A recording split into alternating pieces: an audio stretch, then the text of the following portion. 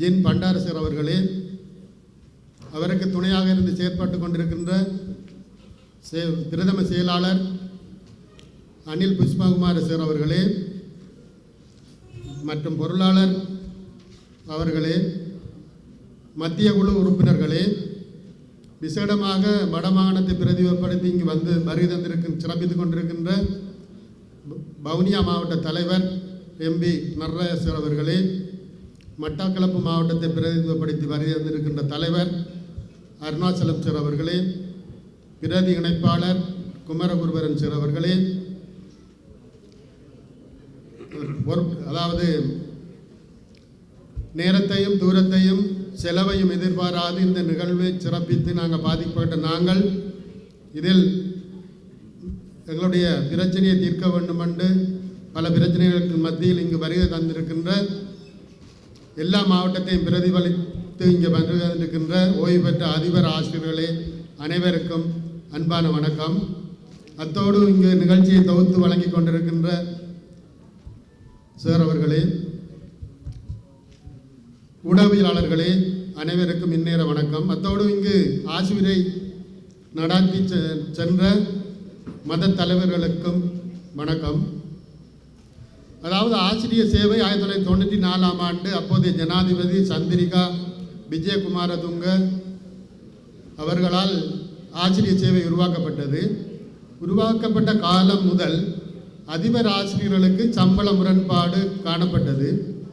தொடர்ந்து ஆசிரியர் சங்கங்களும் அதிபர் சங்கங்களும் சம்பளத்தை அதிகரிக்க வேண்டும் என்று போராடி கொண்டு வந்தன. அதன் விளைவாக 1997ஆம் ஆண்டு பிசி பிரேரா குழு ஆரம்பிக்கப்பட்டு அந்த குழுவின் விதந்துரையில் 60% சம்பள அதிகரிப்பு வழங்கப்பட வேண்டும் என்று குறிப்பிடப்பட்டிருந்தது. அத்தோடு சுபோதினி அறிக்கையிலும் 60% சம்பள உயர் வழங்கப்பட வேண்டும் என்று குறிப்பிடப்பட்டிருந்தது. இருந்த போதிலும் பல கோரிக்கைகள் ஆர்ப்பாட்டங்கள் நடாத்தியும் அது நடைமுறைப்படுத்தப்படவில்லை. இடையிடையே சிறு சிறு எல்லா அரசாங்க ஊழியர்களுக்கும் சம்பள உயர்வுகள் வழங்கப்பட்டு வந்தன. நாங்களும் அதில் போராட்டத்தில் ஈடுபட்டிருக்கின்றோம். அதன் விளைவாக 1922 சுபோதினி அறிக்கையின் பிரகாரம் 3/2 20% சம்பள உயர்வு வழங்கப்பட்டது. இதில் நாங்கள் 97லிருந்து 31/12/21 வரையும் ஓய்வு பெற்ற அதிபர் ஆசிரியர்கள் ஆகிய நாங்கள் பெரிதும் பாதிக்கப்பட்டோம்.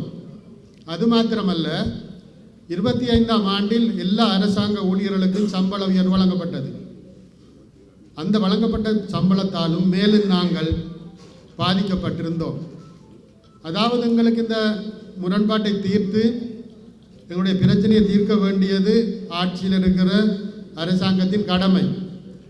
அதை கேட்டு போராட வேண்டியது எங்களுடைய உரிமை. அந்த வகையில் நாங்கள் இன்று எல்லாரும் ஒன்று கூடி இந்த போராட்டத்தை நடத்தி கொண்டிருக்கின்றோம். தொடர் போராட்டங்கள் நடத்தி கொண்டிருக்கின்றன.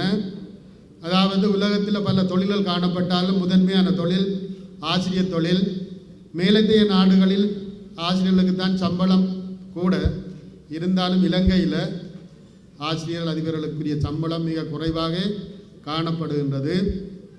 அதற்காகத்தான் எமது இந்த ஓய்வு பெற்ற அதிபர்கள் ஆசிரியர் அமைப்பு மாவட்ட ரீதியாக மாநாடுகள் நடாத்தியும் தனித்தனியாக கடிதங்களை அனுப்பியும் அத்தோடு அமைச்சர்களை ஜனாதிபதியை பிரதி அமைச்சர் பிரதி நிதி அமைச்சர்கள் எல்லாம் சந்தித்து மகஜர்களை அனுப்பியும் ஊடக மாநாடுகளை நடத்தி வருகின்றோம்.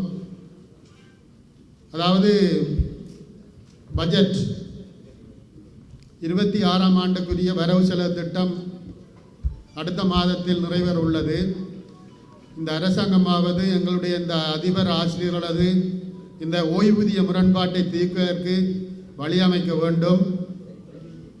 அதுக்காகத்தான் நாங்கள் எல்லோரும் சேர்ந்து இந்த மாநாடு கூட நடத்துகிறோம், போராட்டங்களை நடத்தி கொண்டிருக்கின்றோம். அந்த வகையில் இந்த அரசாங்கம் எங்களுக்கு இதுக்கு தீர்வை வழங்க வேண்டும். அதாவது அதிகமாக நாங்கள் பாதிக்கப்பட்டிருக்கின்றோம். மேலும் எங்களுக்கு இந்த முரண்பாடு சம்பள இடைவெளி ஓய்வூதிய இடைவெளி அதிகரித்து கொண்டு போகாமல் எங்கள் வாழ்க்கையை நடத்தக்கூடிய அளவுக்கு இந்த அரசாங்கம் எங்களுக்கு இந்த தீர்வை தர வேண்டும் என்று கேட்டுக்கொள்கின்றேன்.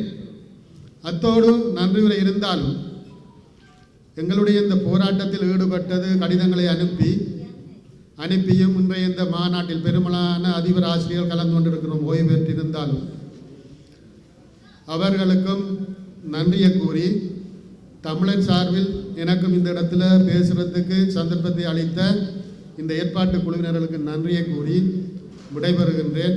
மீடியாவுக்கு நன்றியை கூறி விடைபெறுகின்றேன். நன்றி, வணக்கம்.